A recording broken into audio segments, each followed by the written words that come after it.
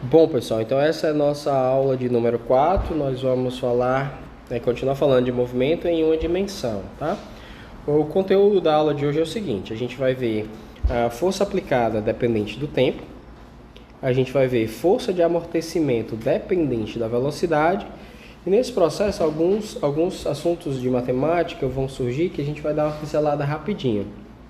A regra de Leibniz e a série de Taylor. São assuntos que vocês já conhecem, mas não são tão frequentes. Eventualmente eu vou dar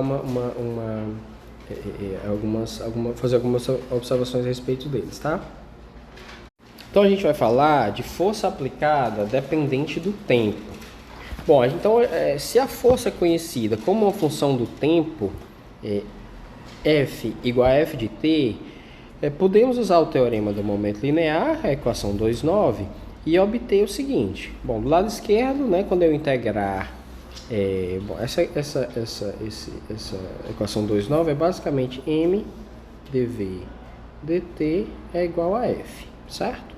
O que é que nós vamos fazer? Nós vamos reescrever essa equação assim e vamos integrar. Está integrando do lado direito, né, fazendo uma integral aqui do lado direito, entre uma velocidade inicial e uma velocidade final, nós vamos obter mv0, mv menos mv0. Já do lado direito, nós precisamos integrar no tempo, porque nós entendemos essa força como uma função do tempo. O processo de fazer essa integração é basicamente o seguinte: nós vamos integrar f de t dt, tá, entre t0, e nós estamos adotando o instante considerado, o instante t. Então, para não haver ambiguidade entre o instante que nós estamos considerando e a variável de integração, nós vamos chamar isso aqui de t', tá bom? Aí eu queria a atenção de vocês para notarem que isso aqui é uma função da variável t. Isso é uma função da variável t, já que f de t' foi tomada em todos os valores possíveis de t' entre t0 e t, tá? Então, por comodidade na notação, às vezes a gente escreve isso aqui assim, ó. Só por uma comodidade na notação, preguiça mesmo. A gente vai e escreve isso assim, tirando as linhas daqui. Escreve desse jeito. Nesse caso, deve-se ter em mente que a função f de t deve ser integrada e a integral deve ser avaliada nos limites entre t0 e t. Para ver isso com mais clareza, basta lembrar que a forma diferencial do teorema do momento linear, né, a equação 2,9, ela pode ser recuperada por meio da regra de Leibniz. Quer dizer, a regra de Leibniz diz o seguinte: se eu tiver uma função que é a função de x e y, e eu estou integrando essa função em y, tá? E os limites de integração são a e b, sendo que a e b dependem de x. A depende de x, b depende de x, assim como a nossa função que está sendo integrada em y, ela também depende de x, tá? Se eu derivar isso aqui em relação a x, o que é que eu vou obter? Eu vou obter a mesma função f no ponto x e com y tomando o limite superior, y igual a b de x, tá? Vezes o db dx. Menos f em x e o y agora toma o limite inferior, a de x, vezes dA dx, mais a integral entre a de x e b de x, e agora sim a derivada parcial de f de x em relação a x, que só vai ser diferente de zero se houver uma dependência explícita da função f na variável x, tá bom? Então eu vou apagar aqui esses sublinhos que eu fiz aqui para ficar mais, para a regrinha ficar mais clara. Essa é a função de Leibniz, quer dizer, quando eu tenho uma integral feita em y de uma função que também depende de x entre limites que dependem de x, tá? E eu vou derivar essa integral toda em relação a x, então eu tenho que usar essa regrinha aqui. Então vamos, para que eu estou falando disso? Tipicamente, a gente tem integrais assim, ó. Esse cara não depende de x, então eu tenho integral de a até b de f de x dx. Isso aqui é um número. tá? Mas na hora que eu tenho assim, ó, integral de f que depende de x, mas também depende de y, de a até b dx. Isso aqui é uma função. Função de quem? No caso aqui de y, né?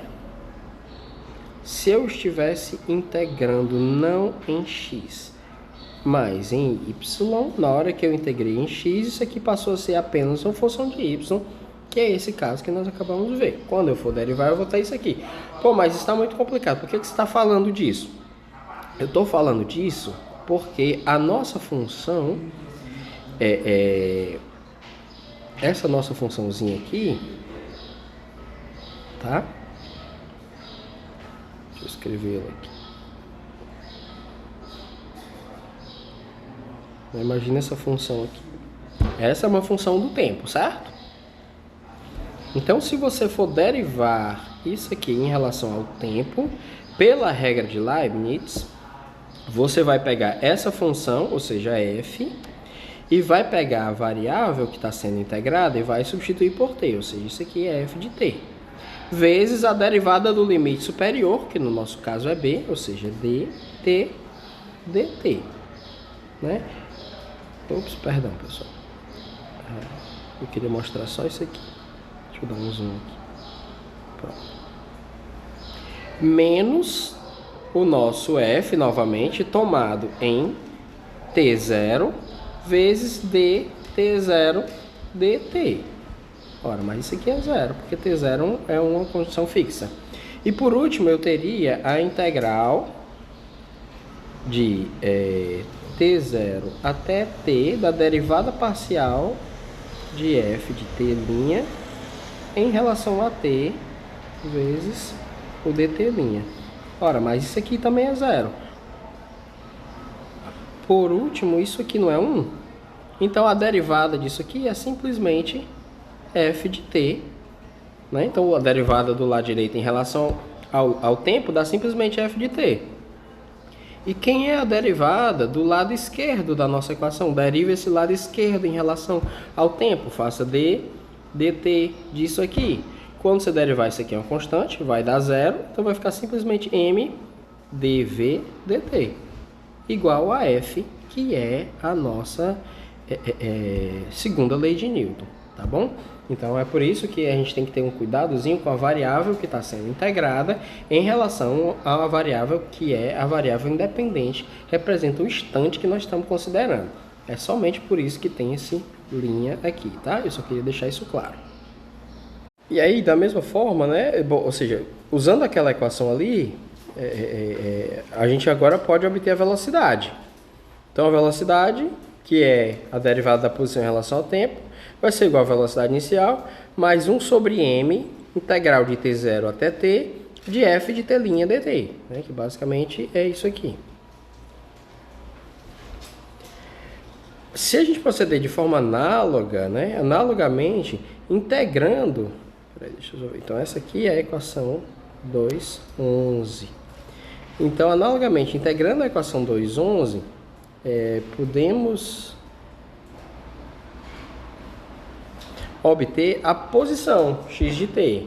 Quer dizer, se a gente fizer novamente uma integral, nós podemos obter a posição x de t.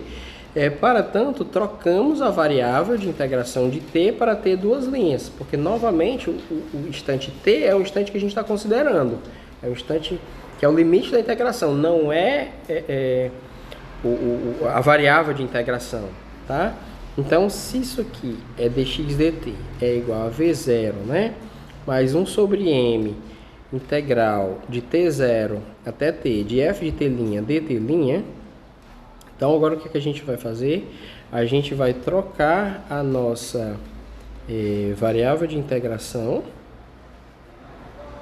E o nosso dx vai ser v0 dt duas linhas, mais 1 sobre m, integral de t0 até t duas linhas, de f de t' dt duas linhas. Se a gente fizer essa integração, do lado esquerdo que a gente vai obter é x menos x0, né? Do lado esquerdo, x menos x0. Do lado direito, a gente vai ter v0 vezes T duas linhas, que nós integramos agora, e ele vai ser tomado entre T0 e T. Do lado, o próximo termo vai ser 1 sobre M.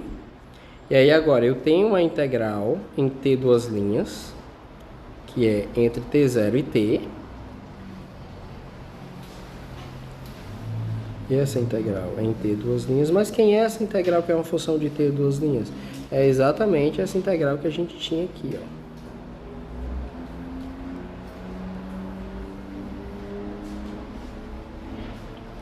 Tá? Então, como é que eu devo entender isso aqui? Eu devo entender isso aqui da seguinte maneira. Quando eu quiser obter o x como uma função do tempo e eu conheço a função f como uma função do tempo, a primeira coisa que eu faço é essa integral aqui. Então, essa aqui é a primeira integral. Deixa eu abreviar aqui um pouquinho que fica mais fácil. Primeira integral. Então, fiz essa integral aqui. O que é que eu vou obter? Eu vou obter uma função de t duas linhas. E o que é que eu faço depois? Bom, aí eu faço a minha segunda integral, que é essa aqui.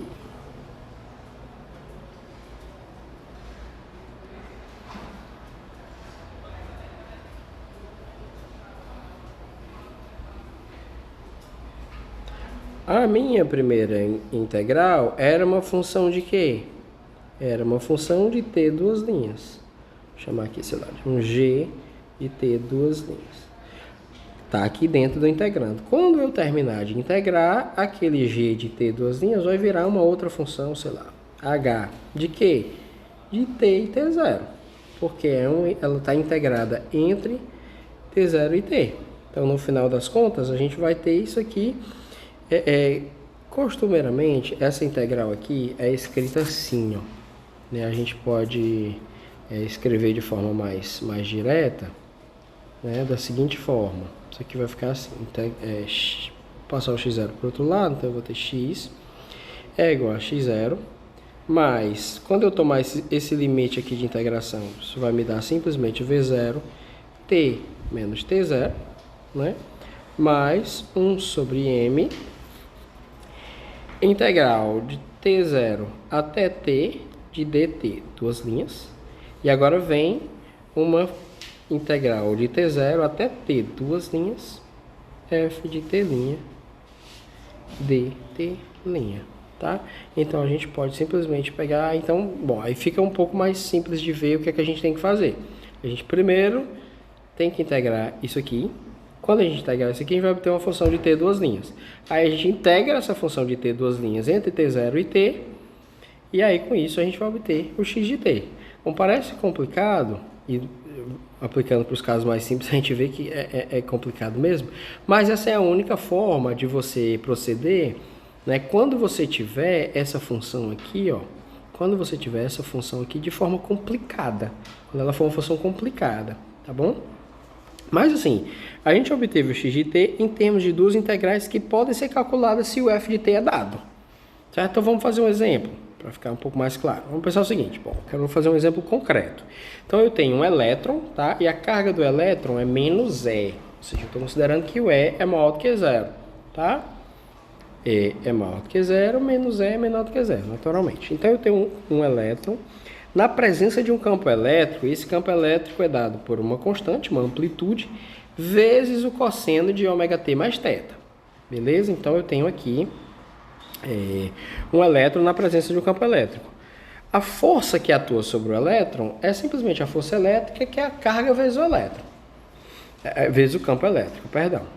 Então, carga vezes o campo elétrico vai ser menos E vezes o campo elétrico, que aqui eu coloquei na direção X, é simplesmente menos E vezes E0, que é a amplitude, vezes o cosseno, que vai nos dar a oscilação que a gente quer. Nesse caso aqui, pessoal, a equação de movimento vai ser m dv dt, do lado esquerdo, que é massa vezes aceleração, é igual a força. Mas quem que é a força? É menos E vezes E0 vezes o cosseno de ômega t mais θ. Né? Massa vezes aceleração é igual a força resultante, que é a única força que atua aqui é a força devido ao campo elétrico, certo? Então, o que a gente vai fazer? A gente vai integrar e tomar t0 igual a zero. Bom, se eu integrar e tomar t0 igual a zero, o que é que eu estaria fazendo se eu integrasse? Eu ia ter assim, m dv dt é igual a menos e vezes E0. Vou usar a minha inteligência aqui, vou simplesmente copiar e colar, que fica mais fácil. Vezes o dt. Então, do lado esquerdo eu tenho mdv. Eu posso até, para facilitar a minha vida, colocar esse m aqui embaixo. E aí eu vou e apago esse cara daqui. Essa equação continua sendo verdade. Ou seja, dv é igual a menos Ezinho, que é a carga do elétron, vezes o E0, vezes o cosseno de ômega t mais θ, tudo isso dividindo pela massa, vezes o dt. Beleza. Quando eu integrar, eu vou ter v é igual a V0, né? Integrei do lado esquerdo, ficou V menos V0, eu passei o V0 para o outro lado. Agora, eu vou ter o seguinte, vou tirar as constantes, tá? Menos E vezes E0 sobre M. Agora, eu vou ter que integrar isso aqui entre T0, eu já chamei de zero, até o instante T. Quem que é isso aqui? É cosseno de ômega. Para não confundir, eu vou chamar de linha aqui, mais θ de T'. Né? Não parece ser algo assim muito complicado de se fazer. A integral do cosseno, sempre tenho dúvida, a derivada do seno é o cosseno, então a integral do cosseno é o seno. Então isso aqui vai ficar V0 menos E0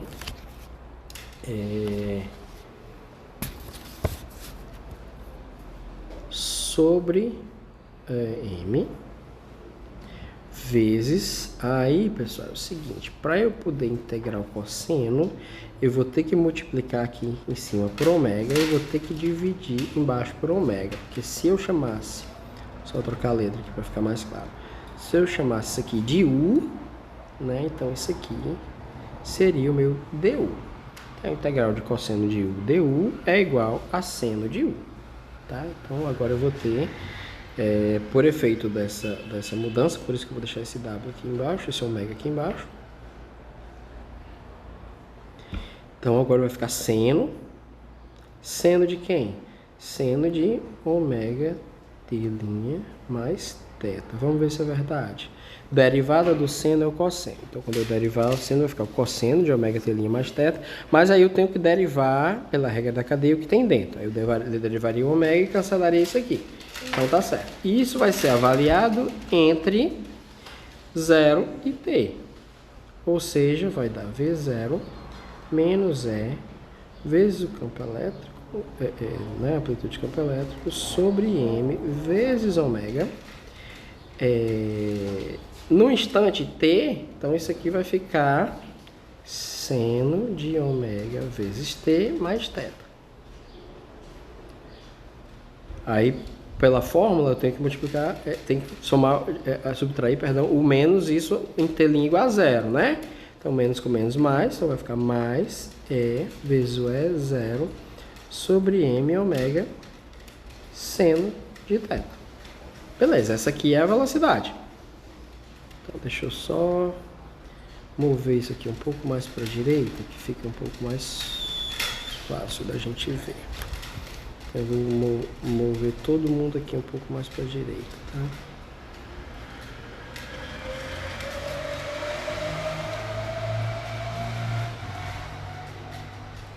Espero que não fique chato de vocês observarem.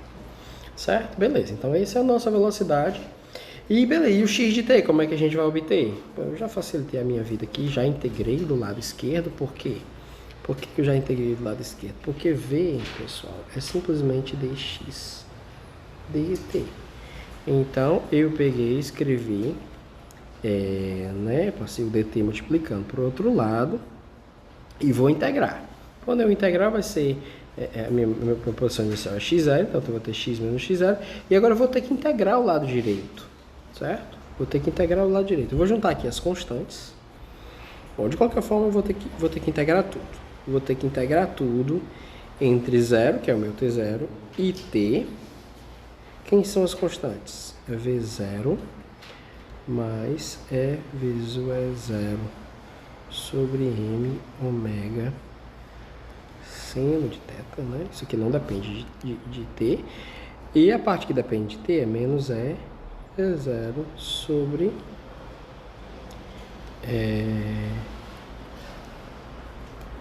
M ômega, né? Tá certo? Isso aqui. O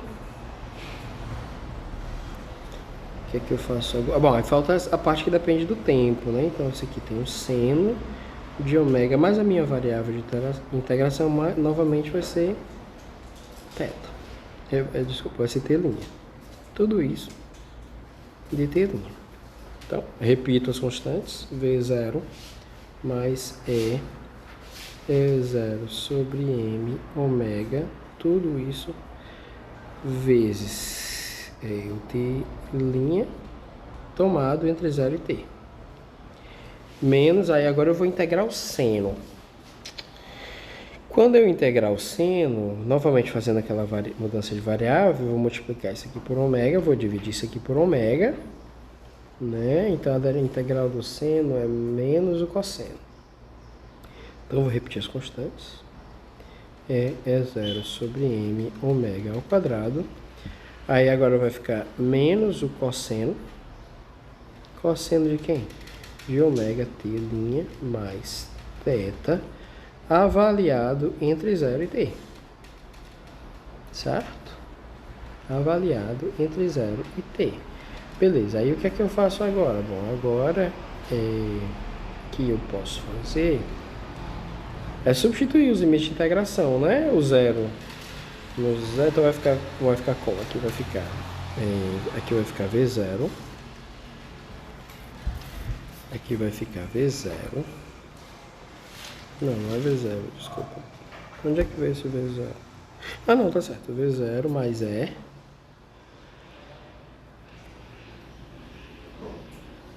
vezes o E0 sobre M ômega. E aí tudo isso vai multiplicar o T. Não é assim?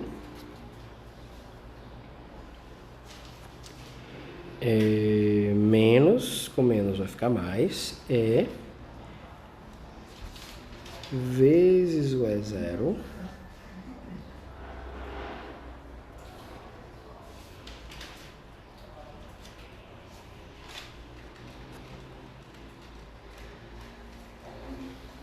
dividido por M ômega ao quadrado.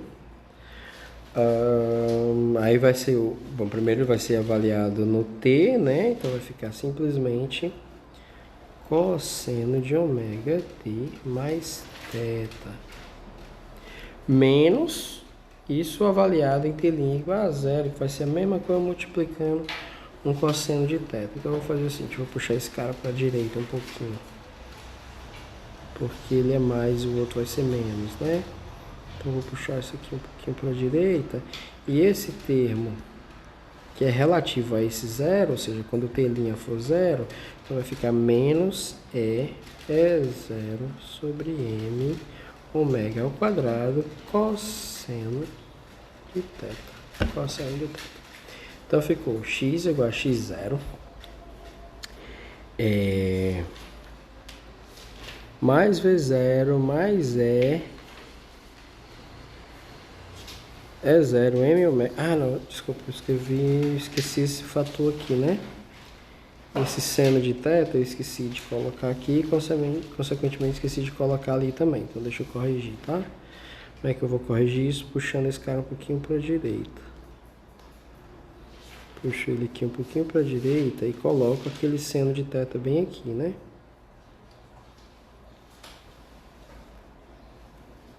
Então deixa eu apagar aqui. Esse cara sai daqui.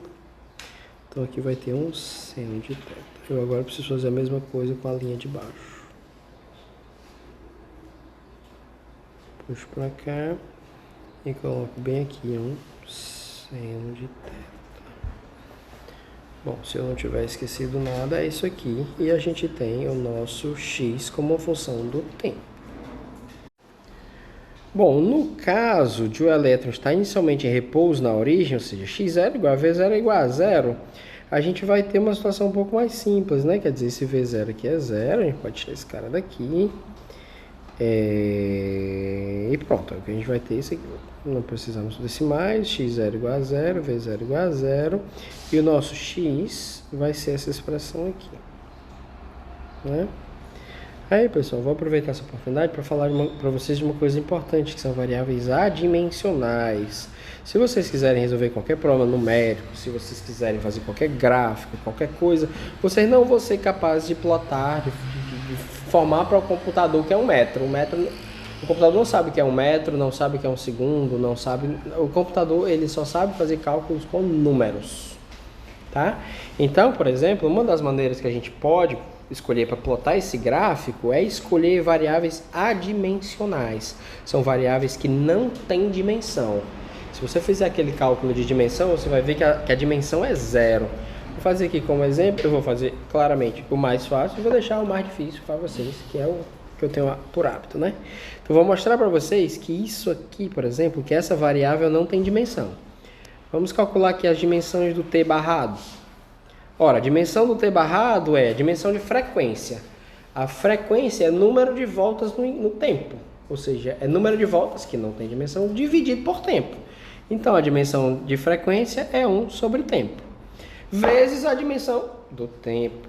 Então, fica fácil de ver que isso aqui não tem dimensão. Isso aqui tem dimensão 1. Isso é uma grandeza adimensional. Computadores entendem uns. Essa outra aqui eu vou deixar para vocês fazerem, mas eu vou ajudar, né? Ou seja, esse cara aqui tem dimensão de comprimento, não é verdade? O ômega a gente já viu que tem dimensão de 1 sobre o tempo, então ômega ao quadrado é 1 sobre tempo ao quadrado. Agora isso aqui, pessoal, carga elétrica vezes campo elétrico dividido por massa, carga elétrica vezes campo elétrico é força elétrica. E força dividida por massa é a aceleração. A aceleração quem é? Comprimento dividido por tempo ao quadrado. Quando vocês jogarem tudo isso aí dentro, vocês vão ver que a dimensão desse x barrado é 1, assim como a do t barrado. Tá bom? Então, como agora são números, a gente está lidando com números, a gente agora pode fazer o gráfico do x barrado contra, ou seja, x barrado versus t barrado. E você pode usar isso em qualquer software matemático, como por exemplo GeoGebra, foi o que eu usei aqui.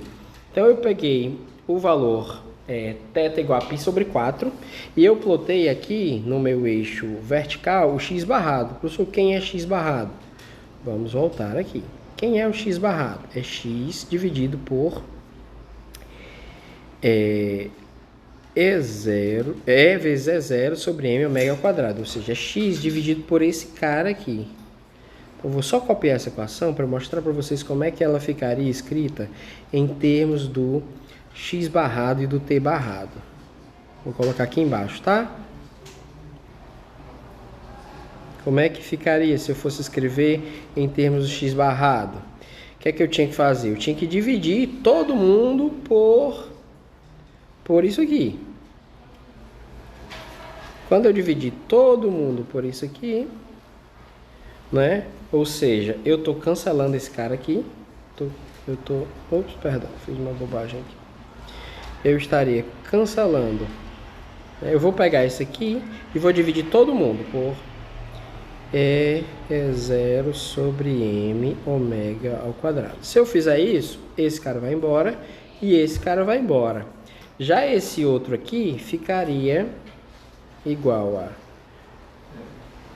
seno de θ vezes ômega t menos o cosseno de θ mais cosseno de ômega t mais θ, né?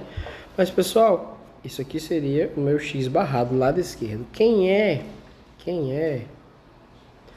ômega vezes t? Quem é ômega vezes t? Pela minha definição aqui em cima, ó, ômega vezes t é o meu t barrado. Então, isso aqui é simplesmente... perdão. Isso aqui é o meu t barrado. Isso aqui é t barrado. Como é que fica a equação? Vou jogar aqui em cima e depois eu vou apagar, tá? Porque tá meio poluído aqui. Então, como é que ficaria no final das contas o meu x barrado? Ficaria x barrado igual a seno de θ vezes t barrado menos cosseno de θ mais cosseno de t barrado mais θ. E essa função aqui eu posso jogar dentro do GeoGebra. E se eu fizer isso para θ igual a π sobre 4, o que eu vou obter é esse gráfico aqui. Agora veja, o que esse gráfico está dando? Bom, a primeira coisa que ele está dizendo é que t barrado igual a zero, o x barrado é zero. Será que isso é verdade? Vamos ver se é. Ó, t barrado igual a zero, esse cara morre. Isso aqui vai ficar cosseno de θ menos cosseno de θ é zero. De fato, é zero. Que tipo de movimento tem aqui? Eu tenho... Dá para ver aqui mais ou menos uma reta, né? Crescendo aqui. Ora, mas é exatamente esse cara. Você vê esse quer dizer, esse caráter linear tá aqui. Mas não é apenas o caráter linear, porque eu também estou vendo uma oscilação. De onde é que vem essa oscilação? Vem desse termo. Então, o meu gráfico, o resultado final do meu gráfico, é simplesmente uma reta, né, que vai crescendo, mas vai oscilando. Ou seja, tem hora que cresce mais rápido, tem hora que cresce mais lentamente. Então, vai crescendo e vai oscilando, que é perfeitamente o que a gente acabou de ver aqui na nossa equação. Então, esse gráfico nos ajuda a compreender o resultado final desse momento. Ou seja, se eu colocar um elétron, o elétron está parado na origem e eu começo a fazer uma força nele através de um campo elétrico oscilante. O que é que esse campo elétrico vai fazer? Inicialmente eu pensaria o seguinte: se o campo elétrico está oscilando, tem hora que o elétron empurra para um lado, tem hora que empurra para o outro, então o elétron vai oscilar em torno da origem. Mas não é, ele não vai oscilar. Ele vai oscilar, mas a velocidade dele vai aumentando. Então ele vai oscilando, né, mas a velocidade dele vai aumentando. E aí ele vai um pouco mais para frente, e volta um pouco para trás, mas não tanto. E depois vai para frente de novo com maior velocidade. Ou seja, dá para a gente um movimento não trivial. Um movimento diferente do que a gente esperaria com base simplesmente, né, no movimento de oscilação. Tá bom?